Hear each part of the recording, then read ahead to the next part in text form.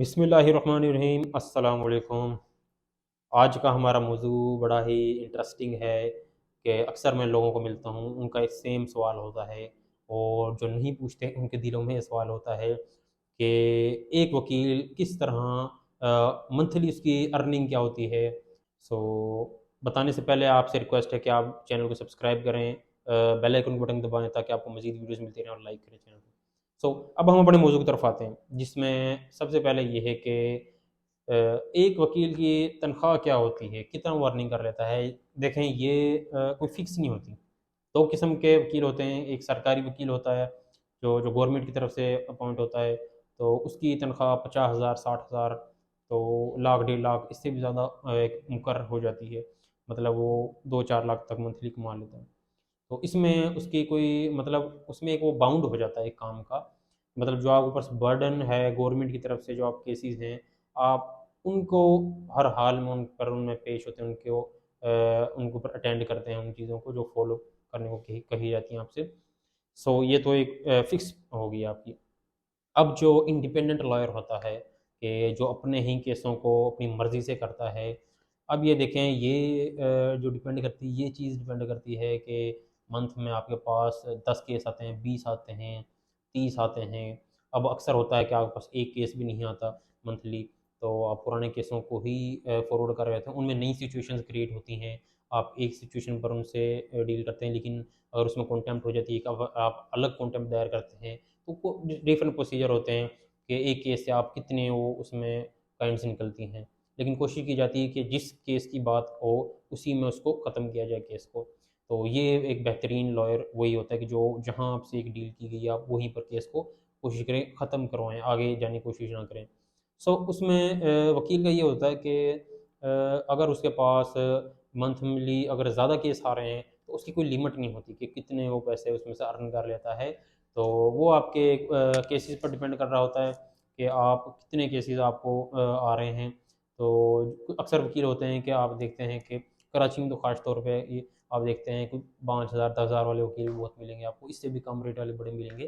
तो मेरे ख्याल में आप कमेंट में खुद बता देंगे।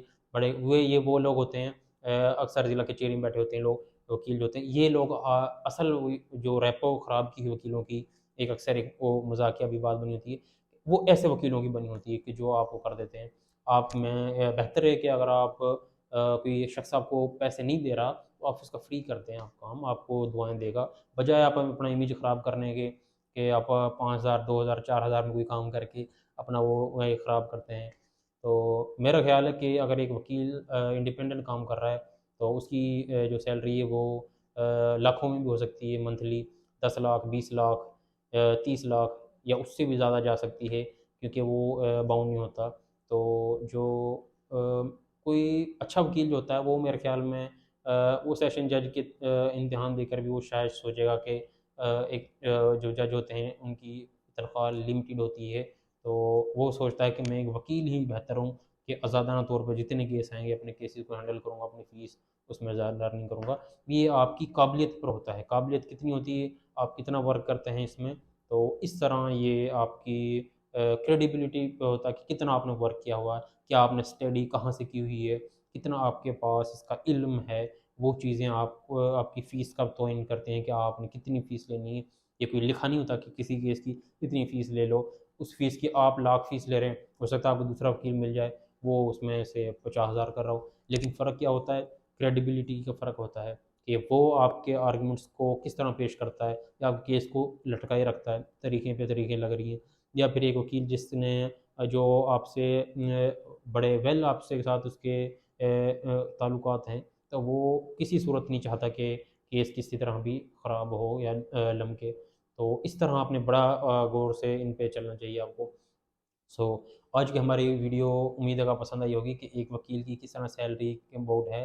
सैलरी कोई फिक्स नहीं होती इसमें, आपका बड़ा अच्छी इनकम होती है वकालत में अगर आपके पास केसेस आते हैं। और कुछ केसेस तो ऐसे होते हैं जिनमें मज़ीद फॉरवर्ड सिचुएशन बनती रहती है, तो उसमें आप फिर मज़ीद आपकी अर्निंग होती रहती है। तो आज का बड़ा इंटरेस्टिंग टॉपिक था। तो नेक्स्ट वीडियो हम ये बनाएंगे कि एक वकील बनने के लिए कितनी मुश्किलात आती हैं, किस किस स्टेप पर आपको परेशानी का सामना करना पड़ता है, प्रैक्टिस किस तरह करनी पड़ती है स्टार्ट में, और किस तरह आपको सीनियर आपका बिहेव करता है आपके साथ। क्योंकि जो अब दूसरी चीज़ इसमें ये है कि जो आपका अर्निंग होती है, तब तक के लिए इजाज़त दीजिए। अल्लाह हाफ़िज़। एक अगला टॉपिक बढ़ाऊँ, एक मिनट अब रुक जा बस।